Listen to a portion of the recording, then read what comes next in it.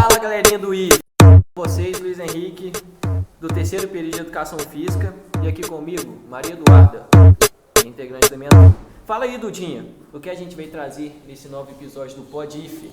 Então, Luiz, hoje vamos estar com uma super convidada, que além de ser uma bailarina incrível, é também uma ótima professora. Ela é simplesmente doutora em psicologia, mestre em educação física, especialista em organização e administração da recreação e do lazer, formada em licenciatura plena em educação física e é professora do IFE. Com vocês... Aninha! Seja muito bem-vindo ao Pod IF, Aninha. É um prazer receber uma pessoa com essa bagagem enorme. Conta um pouquinho pra gente como surgiu esse seu interesse pela imagem corporal. Porque nós vimos no seu currículo que você faz várias pesquisas sobre esse tema. Oi, Luiz. Oi, Dudinha. Oi, pessoal que está ouvindo o Pod IF. É um prazer estar aqui com vocês e falar um pouquinho sobre as pesquisas e o estudo da imagem corporal de uma forma geral. Então, eu comecei a pesquisar sobre imagem corporal quando eu estava na graduação, como vocês. Então, eu tive uma professora que começou a desenvolver os trabalhos dela, orientando alunos na pós-graduação, voltados para a imagem corporal. E eu me interessei muito pelo tema por entender que é uma construção muito importante, tanto do nosso ponto de vista, né, de bem-estar, de estar bem com a gente mesmo, com a nossa aparência, mas também como a importância desse tema, né, do corpo para os adolescentes, para as pessoas que estão envolvidas nas atividades relacionadas à educação física. Então a gente vê nas academias um culto ao corpo muito presente, né, aquele desejo de ter um corpo perfeito. E também nas escolas a gente percebe cada vez mais cedo as crianças querendo ter, né, o corpo parecido com o de alguém, parecido com o de algum desenho, alguma boneca. Então, são temáticas, né, que são muito importantes e isso despertou o meu interesse. E aí eu iniciei com projetos de iniciação científica durante a graduação, onde eu pesquisei exatamente a satisfação corporal dos adolescentes. Então, meu foco de pesquisa principal desde essa época tem sido a imagem corporal dos adolescentes. Então, como a gente pode entender um pouco melhor e também como a gente pode desenvolver e melhorar a imagem corporal desse público. Então, depois da graduação, né, eu ingressei no mestrado e também fiz o doutorado, sempre voltados para essa área, né, de pesquisa, pensando na imagem corporal e na prevenção dos transtornos alimentares no público dos adolescentes. Não sei se vocês sabem, mas a imagem corporal, na verdade, não a imagem corporal, né, mas o descontentamento com a aparência, que a gente chama de insatisfação corporal, é um dos principais fatores de risco para o desenvolvimento de transtornos alimentares. Então, a gente tem a anorexia e a bulimia, que são os mais famosos, mas a gente tem vários outros transtornos alimentares, né? E também transtornos que a gente chama de dismórfico-corporais, que são tipos de transtornos obsessivos compulsivos, se a gente for pegar lá na psicologia, né? E são esses transtornos dismórficos, eles têm a ver com a pessoa se sentir incomodada ao extremo com aspectos da sua aparência, né? Então são dois tipos, né, principais aí de transtornos mentais, os transtornos alimentares e os transtornos dismórficos, que têm a imagem corporal, né, a insatisfação corporal, o descontentamento com a aparência, como um dos seus principais fatores de risco, né? E também critérios diagnósticos. Então, a gente precisa, né, prevenir esses transtornos, o desenvolvimento desses transtornos. E os adolescentes, eles são um público muito suscetível a desenvolvimento desse tipo de preocupação. Então, por isso, o foco, né, no público dos adolescentes, especialmente as meninas, como alvo desses projetos preventivos. Então, Aninha, muito legal saber que você está envolvida nesses estudos. Mas olha só, a gente sabe que nos dias de hoje tudo está muito fácil. As pessoas têm acesso a produtos de beleza, fazer cirurgia e hoje em dia se tornou muito fácil.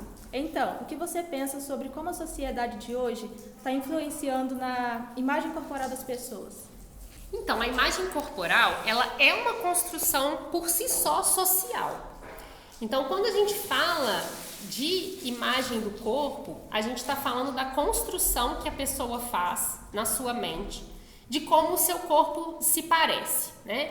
Então, a pessoa, ela cria no seu cérebro, né, uma imagem de como é o seu corpo. E essa imagem, ela não é isenta de influências. Então, todas as experiências que aquela pessoa tem no dia a dia dela, na vida dela, ela passa, né, a fazer parte, a integrar a sua imagem corporal. Então, vou dar um exemplo, um dia que você se arruma para ir a uma festa, e aí você tá todo arrumado, né, se veste com uma roupa bacana, arruma o cabelo, a sua imagem corporal naquele momento, ela se transforma, né, e você passa a se enxergar de uma outra forma. Diferente, pode falar. Por isso que hoje em dia as redes sociais atrapalham muito na cultura corporal, não é? Exatamente. Então, do mesmo jeito, né? Se um dia você acorda mais para baixo, e aquilo passa a fazer parte também da sua imagem corporal, né? Você está doente hoje, não está se sentindo bem. Isso passa a integrar a forma como você percebe o seu corpo. Então, nossa, hoje eu tô péssima, e aí a nossa imagem corporal também sofre essa transformação. Então, a primeira coisa que a gente precisa entender é isso, que a imagem corporal, ela está em constante modificação. Então, a gente não tem minha imagem corporal é desse jeito, eu vou me enxergar dessa forma para sempre, para minha vida toda. Né? A gente está sempre modificando e transformando a forma como a gente percebe o nosso corpo. E aí, como as experiências elas se integram à imagem corporal, todas as nossas relações sociais elas também influenciam na forma como a gente percebe o nosso corpo. Então a gente tem, né, dentro do estudo da imagem corporal, várias perspectivas teóricas de entendimento desse fenômeno, né? E uma delas, que é particularmente aquela que eu sigo mais dentro do meu campo de pesquisa, é exatamente a perspectiva sociocultural.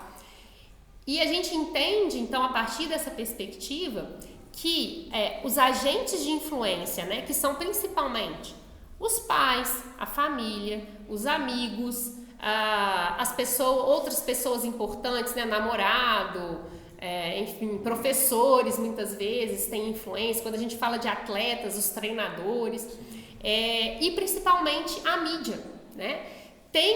São fatores de influência no desenvolvimento da imagem corporal. Sim.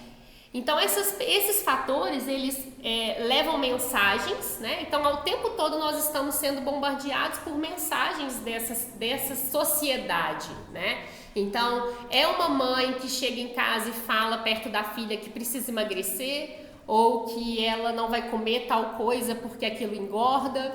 É um coleguinha que fala que a menininha tá feia porque ela engordou. Ou um outro, né, um adolescente que chega perto do outro e chama o outro de frango. Não, nossa, você é magrelo, né? Vão pra academia, você precisa malhar, precisa crescer, né? E a gente tem as mídias, e aí nas mídias a gente engloba tanto televisão, filme, né, como as redes sociais, como você falou, sim, Luiz. Sim. Então, a gente recebe o tempo todo mensagens desses veículos, né?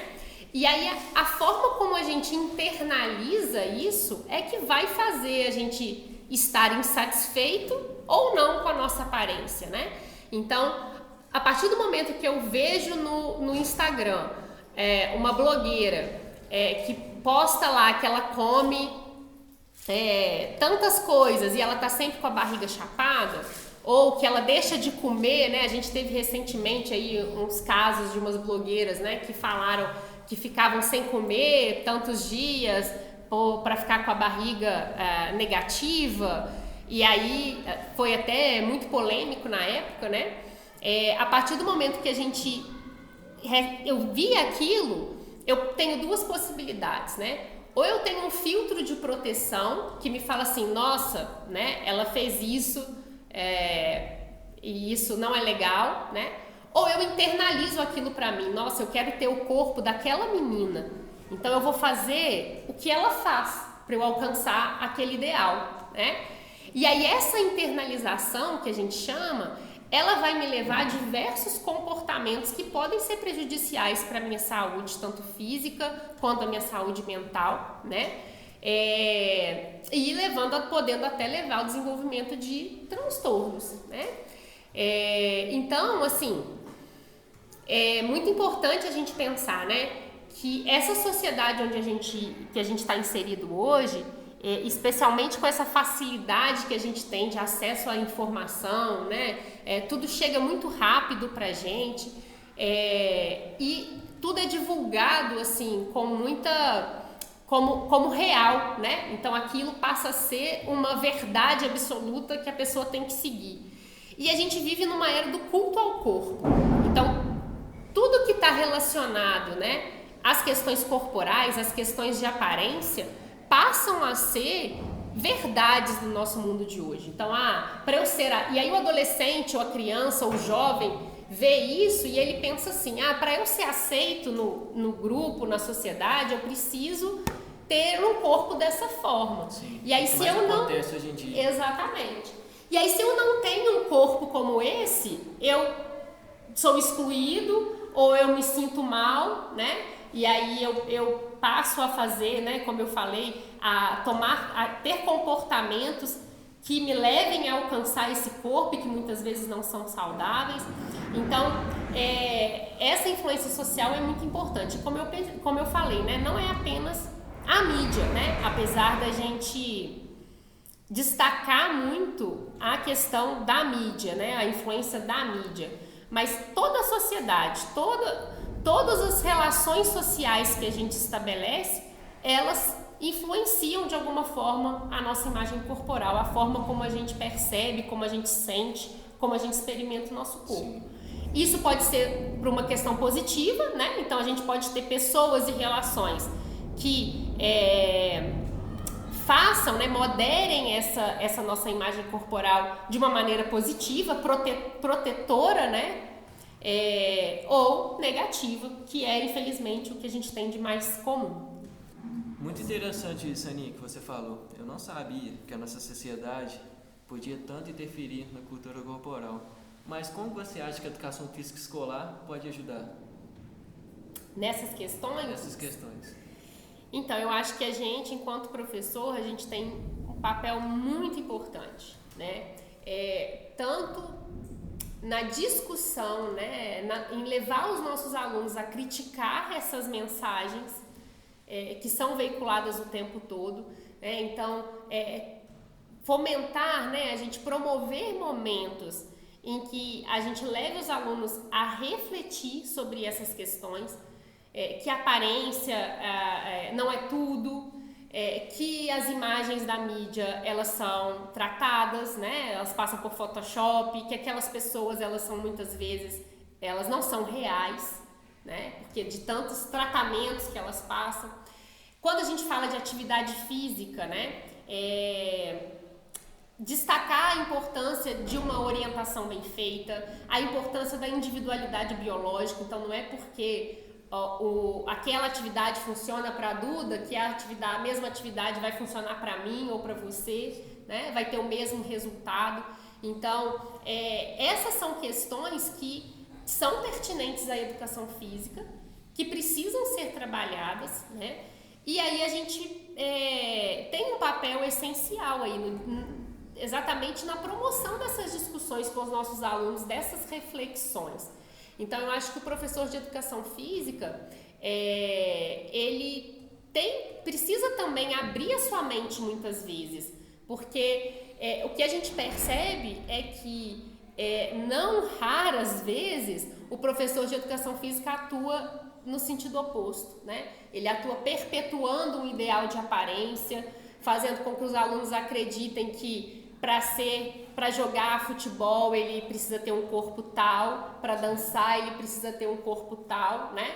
Que o gordinho vai ser sempre o goleiro, que a gordinha nunca vai poder dançar, então que o baixinho nunca vai poder jogar vôlei. Então a gente ainda tem muito dentro da educação física essas concepções muito enraizadas, né?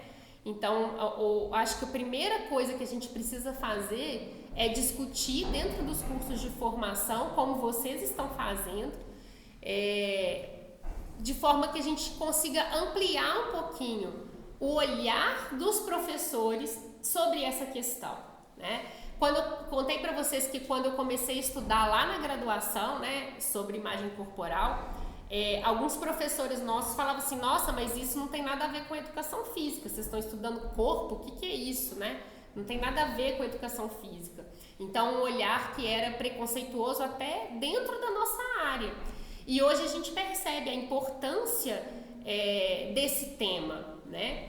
E aí, recentemente, eu tive a oportunidade de participar de um projeto muito legal que foi conduzido pela Unicef aqui no Brasil, de desenvolvimento de um programa, um chatzinho que a gente conversa com ele como se estivesse no WhatsApp, de prevenção dos transtornos alimentares, né? Na verdade, das questões relacionadas à insatisfação corporal em adolescentes brasileiros.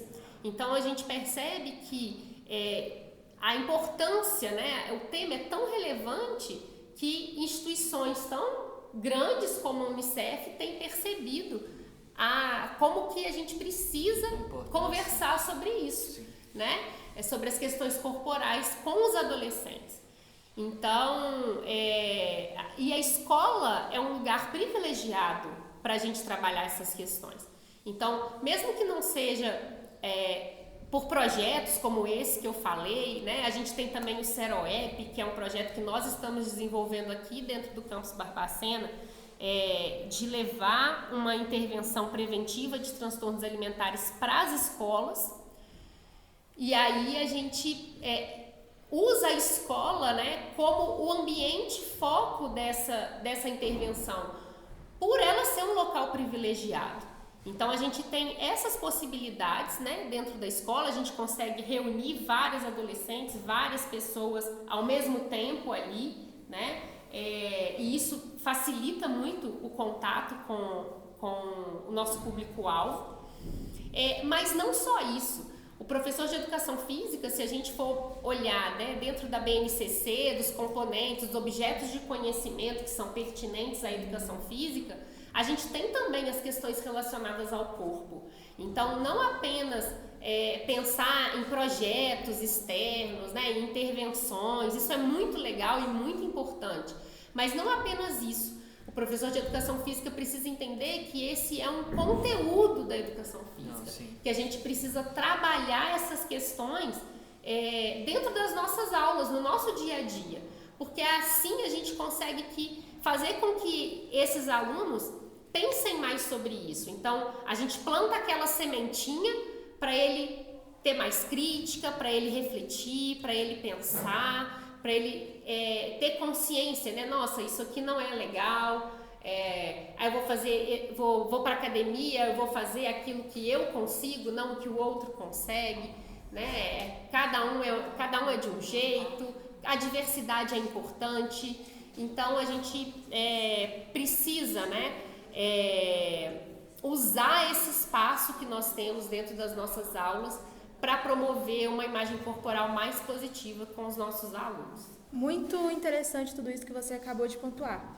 E Aninha, foi ótimo ter você aqui com a gente nesse bate-papo e queria te agradecer mais uma vez por ter aceitado o nosso convite. Que isso, o prazer foi meu, uma honra estar aqui, uma alegria saber que vocês estão discutindo sobre essas questões, né? E deixar um abraço para todos que estão ouvindo aí a gente. E também quero agradecer a todos, novamente, como a Aninha falou. E Luiz, fala aí. É isso aí, Duda. Quero agradecer a toda a produção que fez com que o Pod If seja um sucesso. Nossos roteiristas, Gabriela, Milene e Luciano, e aos editores, Lucas e Vitória. Muito obrigado, galera, e até o próximo episódio. Valeu!